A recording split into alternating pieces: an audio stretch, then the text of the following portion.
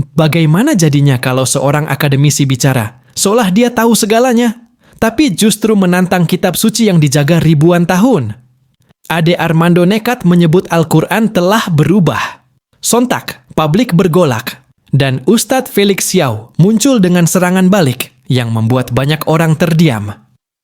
Inilah momen panas ketika logika akademisi diuji oleh kekuatan ilmu dan iman. Simak baik-baik, karena ini bisa mengubah cara pandangmu. Umat Islam artinya harus tahu bahwa hanya dalam beberapa atau puluhan tahun sesudah Nabi wafat, sudah terdapat sejumlah atau banyak versi Al-Quran. Artinya tidak terdapat hanya satu versi Al-Quran. Itu kemudian memang diseleksi, tapi penseleksian itu dilakukan oleh orang-orang biasa. Para penseleksi itu pasti kalangan terpilih, pintar, bisa dipercaya, tapi mereka adalah manusia yang mungkin saja melakukan kesalahan.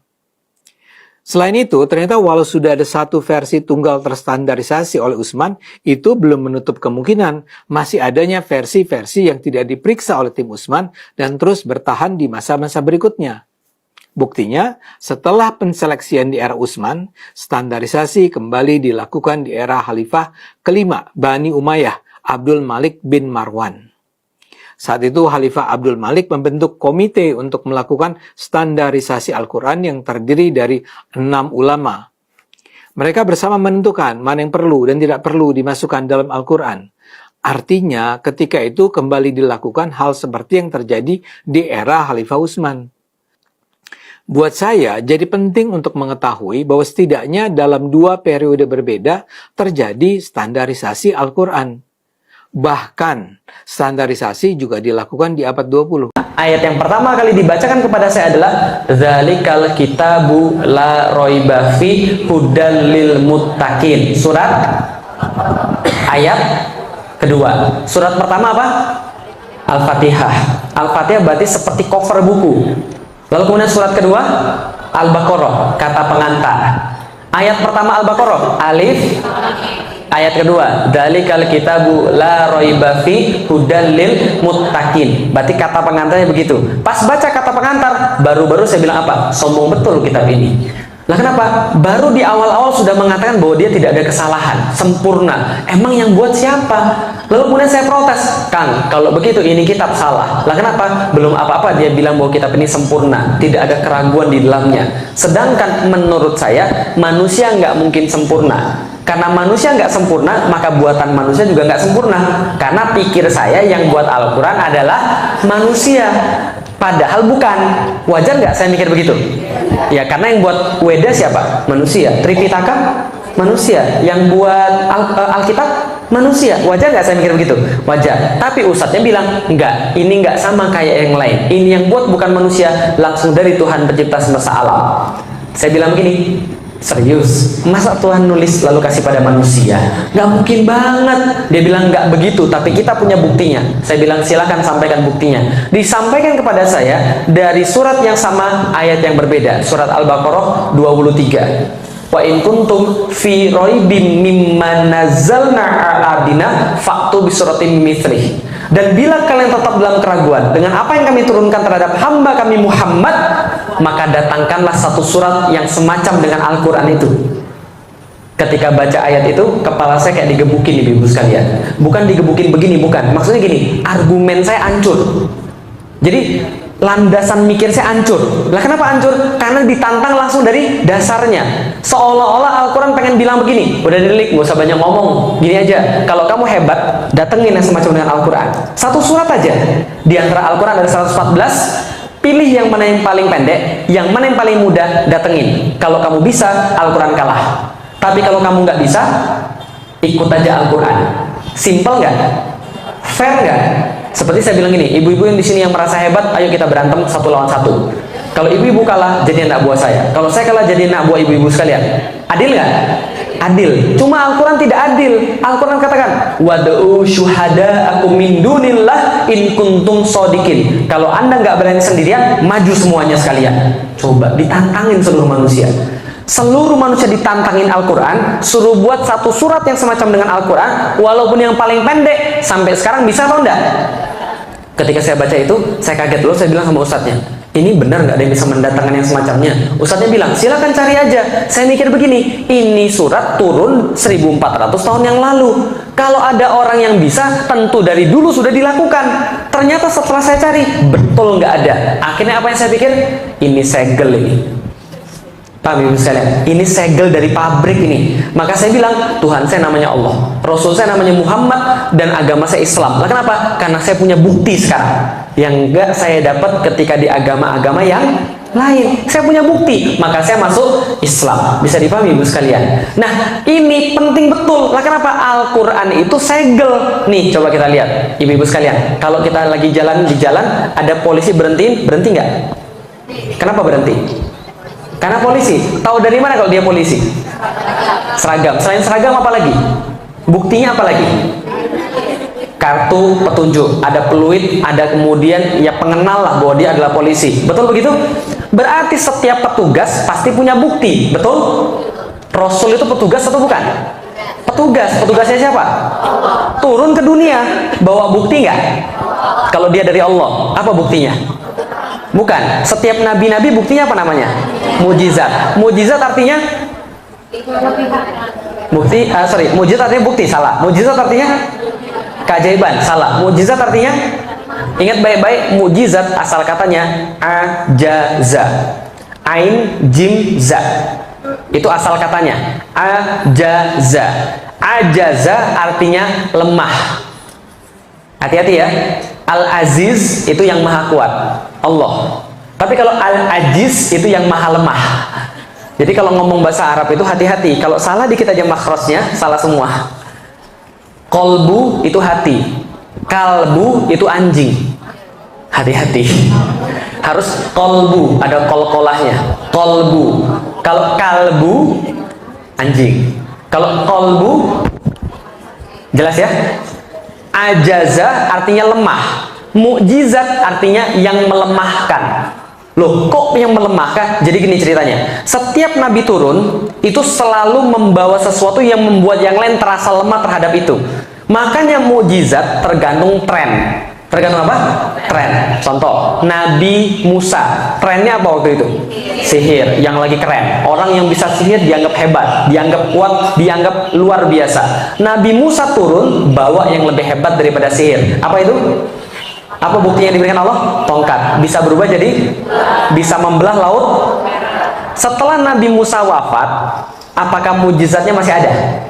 Masih ada tongkat yang model begitu? Kalau masih ada, saya mau beli 2. Nggak ada lagi tongkat model begitu. Semua mujizat diangkat ketika nabinya wafat. Ganti masa Nabi Daud. Nabi Daud yang lagi ngetren apa? Nabi Daud yang lagi ngetren apa di masa itu? Perang. Orang yang paling hebat adalah orang yang paling gede badannya. Maka ada cerita Jalut. Jalut itu orang Filistin, yang orang Filistin badannya di atas rata-rata. Nah ini Jalut orang yang paling bongsor di antara Filistin. Berarti lebih gede lagi. Maka orang gede kuat. Maka diturunkan Nabi Daud dengan mujizat bisa melembutkan besi. Dia pakai baju zirah, dia pakai baju besi, menang jadi raja. Gitu kan ya? Nabi Sulaiman anaknya Nabi Daud lagi ngetren apa? Buat gedung-gedung megah, kendaraan-kendaraan super cepat, dan sihir-sihir yang mematikan. Maka Allah kasih dia orang naik kendaraan biasa unta, dia kendaraannya apa? Angin. Orang buat megah, bangunan-bangunan megah, dia buat bangunan rumahnya itu pintunya aja 9 pilar. Pintunya doang. Tehelnya kaca semua. Gitu kan ya? Itu Nabi Sulaiman. Ganti masa lagi, Nabi Isa. Nabi Isa yang lagi ngetren apa? Trennya ganti. Apa yang lagi ngetren?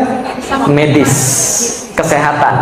Orang lepra, buta, kusta sekali sentuh selesai. Orang mati hidup, gitu kan ya, atas izin Allah. Tapi setiap nabi wafat, nabinya diangkat, mujizatnya diangkat. Betul? Nabi Muhammad yang lagi ngetren apa di kalangan orang-orang Arab dan di kalangan dunia pada saat itu? Syair, sastra, bahasa, informasi. Ya, maka turun Al-Quran yang informasinya ngeri, sastranya ngeri, nggak ada yang nyaingin. Stres tiap orang di depan Al-Quran. Ini kok bisa kayak begini? Ini kok bisa kayak begini? Betul kan ya? Semua orang merasa lemah di depan Al-Quran. Hebatnya adalah apa? Nabi Muhammad ini kemuliaannya, ketika dia wafat, Al-Qurannya nggak diangkat. Mujizatnya tetap ada. Supaya kenapa? Allah pengen tanya Anda perlu bukti apa lagi untuk beriman? Sudah ada itu. Yang lain diangkat, nggak bisa lagi. Mujizatnya mana? Mujizat mana? Nggak ada. Nabi Muhammad tetap ada. Mujizatnya di mana kalau gitu? Nih, kalau gitu saya lihat. Bahasa sastra itu beda dengan bahasa biasa, betul? Saya seorang penulis, dikit banyak saya tahu sastra. Contoh, ini bahasa biasa. Bapak dan ibu pergi ke pasar, paham? Bahasa sastranya nggak begitu. Bahasa sastranya bisa jadi begini: ayah dan bundaku, mereka meniti jalan menuju tempat orang berjual beli. Kan gitu kan? Lebih susah dipahami yang mana? Yang pertama atau yang kedua?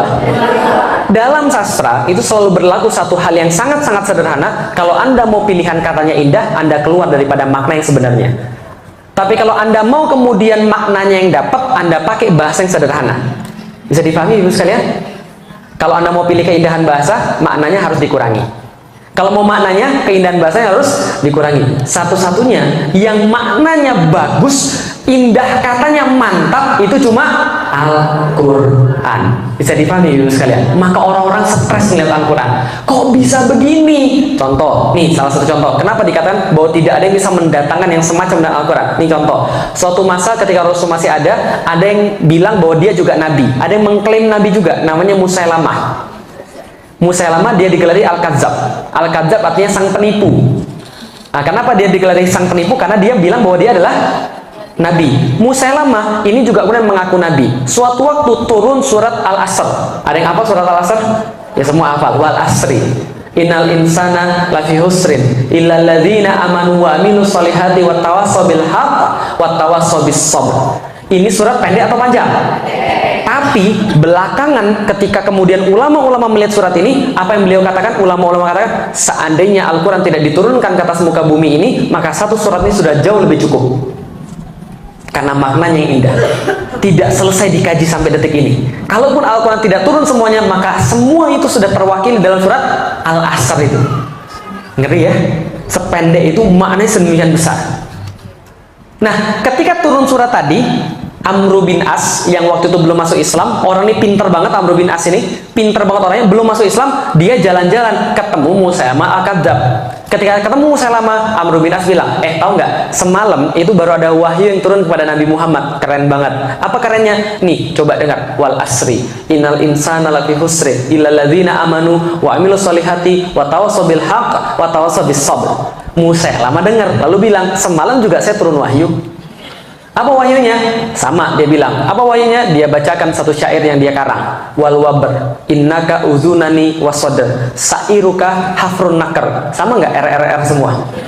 Wal asri R. Innal insana lafi husrin R. Illal ladzina amanu wa amilus solihati wa tawassaw bil haqq wa tawassaw bis sabr R.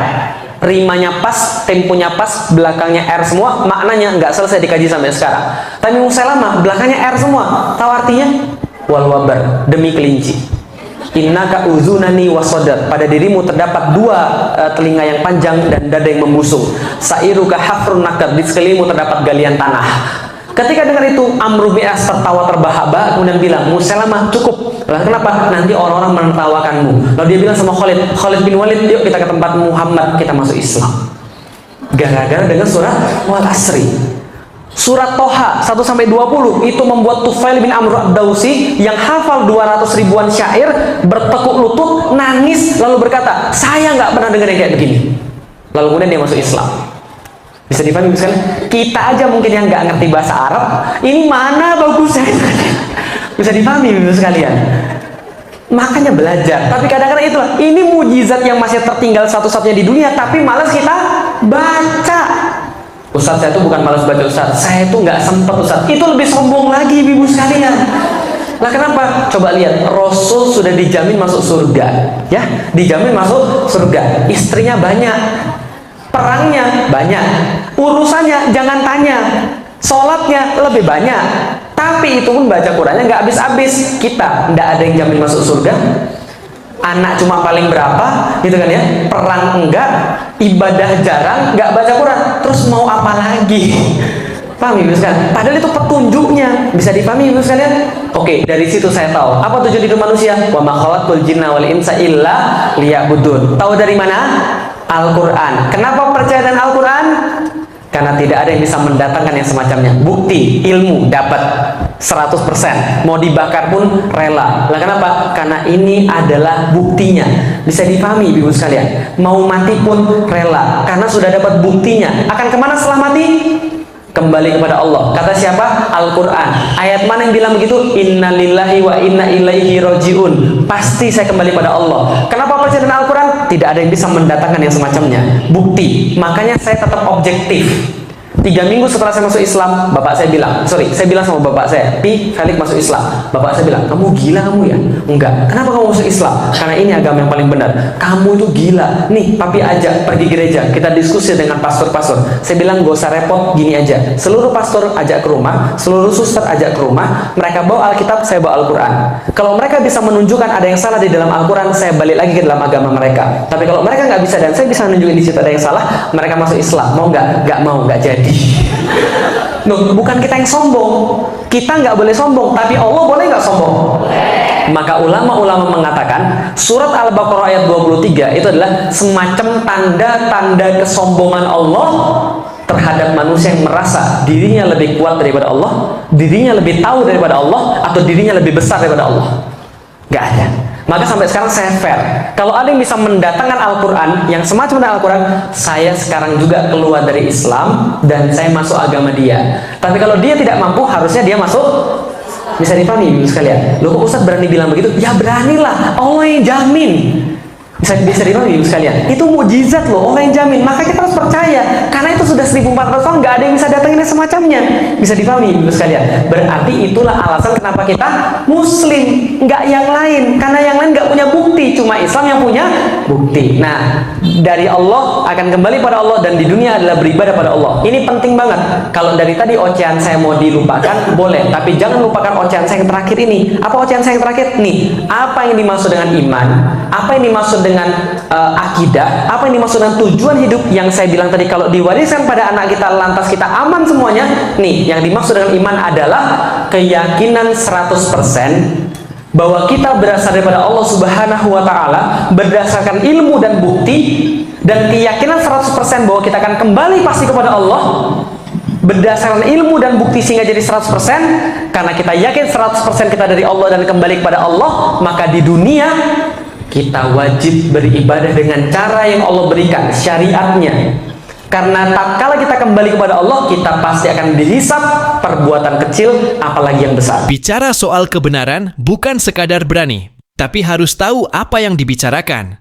Klaim Ade Armando terbantah mentah oleh ilmu dan fakta yang dibawa Ustadz Felix Xiao. Apakah ini bukti bahwa ilmu agama tak bisa ditandingi ego intelektual? Tulis opinimu di kolom komentar. Bake, dan jangan lupa like, share, serta subscribe. Mayor, karena perdebatan seperti ini baru awal dari badai yang lebih besar.